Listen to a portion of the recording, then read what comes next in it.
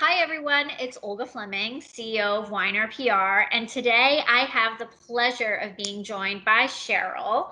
Hello, Cheryl, Hello. from Cheryl Overton Communications. So today, Cheryl and I are going to be talking about multicultural communications in the post-George Floyd world. What does that mean for companies and brands? How can we authentically speak to key communities within our society and bring them in and create inclusivity around messaging? So, Cheryl, welcome.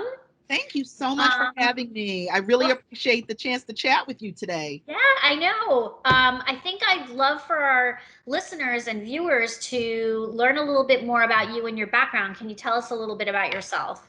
Absolutely, absolutely. I have been working in marketing communications for over 20 years. It's crazy when you think about it. And I guess time does fly when you're having fun. But I've had the distinct privilege of serving all agency side for the majority of my career on big global agencies and programs, and also in more boutique environments. And I have worked against total market campaigns and audiences, and twice I've had the distinct pleasure of serving as a leader running two multicultural marketing agencies. What my perspective as somebody who understands big brands, big ideas, and how to talk to audiences around the world, and also what nuances, insights, and strategies really work for communities of color, Black and Brown people. It really gives me a perspective that's both macro and micro to really infuse our messages, the way we position things, and of course, creative ideas with insights that are effective, but also inclusive. It's really important for these audiences to know, sure, they're part of the total market as well, and they're really receiving those campaigns, but they also really react well when brands hone in, use insights and cues to really talk to them on a cultural level. Yep. That's very powerful work. So I really do enjoy having the opportunity to apply those skills as well. Right. I mean, I think that this is a time where it's not enough to just say that you're for the community, Right. and send out those emails that I know they have flooded most of our mailboxes saying we stand with the community. That's great. Of course. Step one. Right. Step two is to take action. Yes. So what are some of the tenets that you believe should be, followed as brands and companies are navigating this new communications environment? Thanks so much, Olga. I mean, I think, you are absolutely right. We've moved through the phase of good intentions Right. into the phase of good actions. Show your work. What are you really doing? And I guess if you want to just sort of give some basic foundational elements for brands and companies navigating this space, I'll break it down into a few things. First and foremost, and right now, I think we're really so focused on Black communities, African American or Black communities in particular. I would say the very first thing for folks is to really know your Black history. One of the things that clients and prospects have said to me, particularly over the past couple of months, is, wow, I didn't know that people felt this way. I didn't realize that that frustration had been there for so long. I'm talking to colleagues and peers. So many organizations have hosted town halls and difficult conversation, sessions, and they are walking away gobsmacked to learn how some of their Black colleagues feel, and some of the experiences they've had. I would say to them, the truth of it is, evidence of this has been available to you.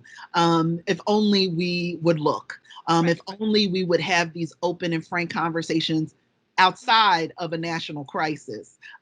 So I would say, please take the time to really look at the history, and that will give you a good insight into the experiences of your peers, your clients, your coworkers, as well as some of the very unique stresses, drivers, and concerns that they're bringing to the workplace right now. So if the first tenet is look at the past carefully, the next one would be, let's look at the present. Read the room. Really be open and present to what right and responsibility do you have to be in this conversation? And guess what? The answer might be you don't have one. Right. So I think we all, and you just mentioned it, every email, like, wow, the juice bar sent me a note about, their stand. So happy, but can you just press my juice? Like, not everybody needs to take a stand, especially if you have not yet done the work strategically. You don't know your role in this discussion. You're absolutely right. It's better to be for the community than not. But not everybody has to make a forthright statement, come out with a large initiative, especially if you don't have any connection to these communities or to these issues. I think that's a really good time strategically to take stock internally in terms of where do we sit in this continuum? What is it that we offer, our product, our service, our philosophy, our resources, and then from there try to determine how can we add value? Right. Because really what consumers and stakeholders want right now is for you to add value, not to just have noise. But a lot of these organizations feel like they're under a lot of pressure to do something or to say something. Yeah. So I know that the last two tenets that you have, or the last few tenets that you have, are really about, okay, so if you want to do something, what what do you do? Yeah. But I think what you do, it's not one size fits all. I Right. think that, and that goes into the next tenet. It's sort of, don't fall victim to, I think we've all seen some of those empty statements, Yeah. things that feel very boilerplate. It feels like wallpaper, like you're Right. just saying it to be there, but it doesn't really mean anything. That actually invites criticism, and probably legitimately so. Mhm. So what I would encourage, especially before they do something far and wide and facing, by all means, you should be talking internally to your audiences, because clearly there are people in these groups in your employee base and in your stakeholder groups. But I think it's really important to do that strategic work to know exactly who you are, where you stand. A big audit, if you will, might be Yeah. necessary, an inclusion audit, to really take a look at everything from legitimately, what does my leadership team look like? What does my board look like? To what programs and services have we done? What is the creative that we put out? Is it really inclusive? Because I think right now people are discovering maybe they thought their hands were clean, but maybe their hands are not as clean. And I think we are in this world right now of heavy discernment.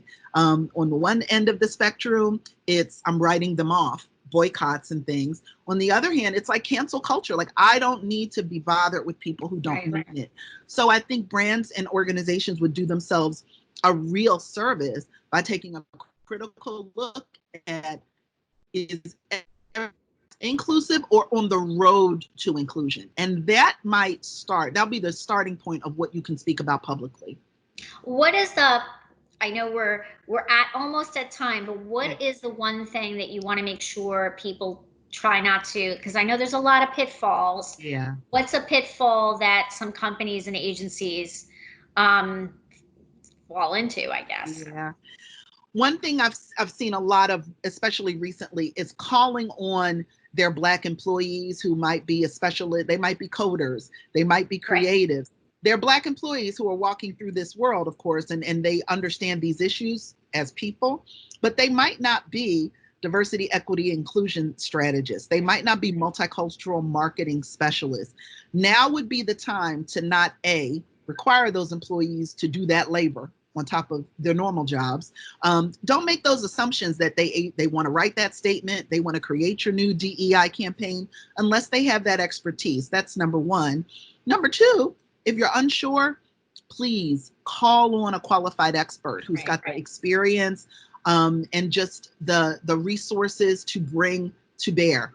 That is really one of the key messages I would leave right now. There's a ton of talent out in the market who would be willing to collaborate and who can provide you with that counsel that is letter perfect for your organization.